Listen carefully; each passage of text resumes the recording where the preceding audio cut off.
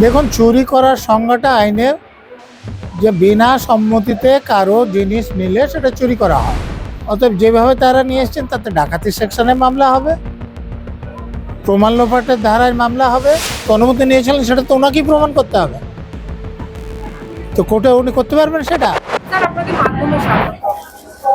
Sir আইপ্যাকে যে মামলা, যেটা সুপ্রিম কোর্টে আজকে শুনানি হওয়ার কথা ছিল, সেই মামলা পিছিয়ে গেছে। এর সামনের সপ্তাহে সেই মামলার শুনানি হবে। কিভাবে দেখছেন বিষয়টা? মমতা ব্যানার্জির বিরুদ্ধে যে অভিযোগ ইডি বা কেন্দ্রীয় সরকার সেটা কোর্টে জানিয়েছিলেন, অতএব মমতা ব্যানার্জিরা সেটার একটা উত্তর দিয়েছেন।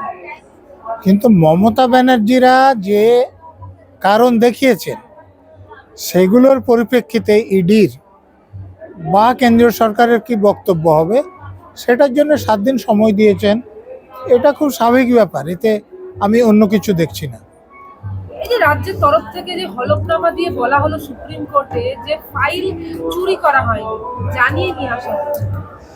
দেখুন, চুরি করার সংজ্ঞাটা আইনে যে বিনা সম্মতিতে কারো জিনিস নিলে সেটা চুরি করা হয়, আর সেইটা যখন ইনস্ট্যান্ট থ্রেট অফ ডেথ, রংপুল রেস্টুরেন্ট হার্টের জন্য হয় সেটা রবারি, আর এই কাজটা যখন 5 জন বা তার বেশি লোকের হয় সেটা ডাকাতি।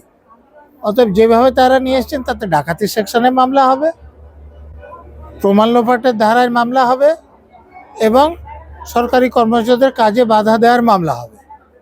তো যিনি আসামি তিনি তো তার পক্ষে বলবেনই যে তিনি অপরাধ করেননি। কোর্ট তার বক্তব্য কতটা মানে তার উপর নির্ভর করবে রায় কি হবে। উনি তো বলছেন যে ইডির অনুমতি নিয়ে পার্টির সংক্রান্ত নথি নিয়ে এসেছিলেন। আর এই ইডির অনুমতিটা কিভাবে নিয়েছেন? এই যে আপনি আমাকে ইন্টারভিউ করতে এসেছেন, তো আপনি কিছু প্রশ্ন জিজ্ঞেস করছেন, আমি উত্তর দিচ্ছি।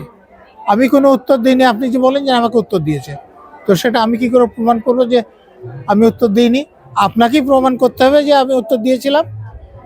তো উনি যখন বলছেন অনুমতি নিয়েছি, তো অনুমতি নিয়েছিলেন সেটা তো ওনাকেই প্রমাণ করতে হবে, তো কোর্টে উনি করতে পারবেন সেটা? আমার তো মনে হয় না। যদি না পারেন তাহলে কোর্ট কি করে গ্রাহ্য করবে ওনার বক্তব্য? সেই সঙ্গে দেখা যাচ্ছে আরো হলফনামাতে এটা বলা হচ্ছে যে ইডির তল্লাশিতে বাধা দেয়নি। সেটা তো ওনার বক্তব্য। উনি তো জিনিসপত্রগুলো নিয়ে এসে বাইরে এসে নিজে নিজেই ঘোষণা করেছে, তার টিভি ফুটেজ আছে। আর সরকারি কর্মচারীরা যে ওই যে অফিস থেকে ফাইলপত্র নামিয়ে এনে পার্টির গাড়িতে লোড করছেন তারও প্রমাণ আছে। অতএব তিনি এখানে যা বলেছেন সেই যে প্রমাণ আছে তার সঙ্গে তাকে তো মিলিয়ে প্রমাণ করতে হবে। আমি বলে দিলাম আর হয়ে গেল সেটা তো হবে না। আমি যদি বলি আমি আপনাকে ইন্টারভিউ দিচ্ছি না, লোকে মানবে? আপনি তো দেখাবেন যে উনি ইন্টারভিউ দিয়েছেন, এই ওনার ছবি, এই আপনার কথা দেখাবেন কি না? তো ওখানেও সেই রকম হবে। তাদের ভবিষ্যৎ বা এই শুনানি কি হবে? মামলার ভবিষ্যৎ আমার ব্যক্তিগত ধারণা, এই তদন্তের অর্ডার হবে এবং মমতা ব্যানার্জি তার সাঙ্গপাঙ্গ সমেত জেলে যাবেন, আপনার মনে হচ্ছে? আমার এরকম বিশ্বাস। गरीबी मिटेगी, समृद्धि बढ़ेगी।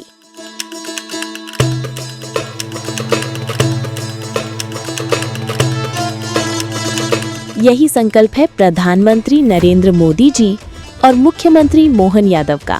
गरीब कल्याण मिशन से मध्य प्रदेश ने उठाया है ऐतिहासिक कदम। संबल 2.0 के तहत 1.75 करोड़ श्रमिकों का पंजीयन और गिग वर्कर्स भी अब लाभान्वित। हजारों श्रमिक परिवारों को 224 करोड़ का भुगतान। 39 लाख लोगों को मिला भू अधिकार पत्र, देश में प्रथम स्थान। 8 लाख छोटे व्यापारियों को मिला ऋण सहयोग।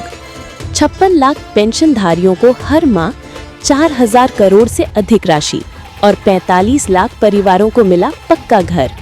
अब हर नागरिक की सुविधा के लिए शुरू होगी मुख्यमंत्री सुगम परिवहन सेवा। प्रधानमंत्री मोदी जी और मुख्यमंत्री मोहन यादव के नेतृत्व में मध्य प्रदेश तेजी से बढ़ रहा है गरीबी मुक्त और आत्मनिर्भर भविष्य की ओर।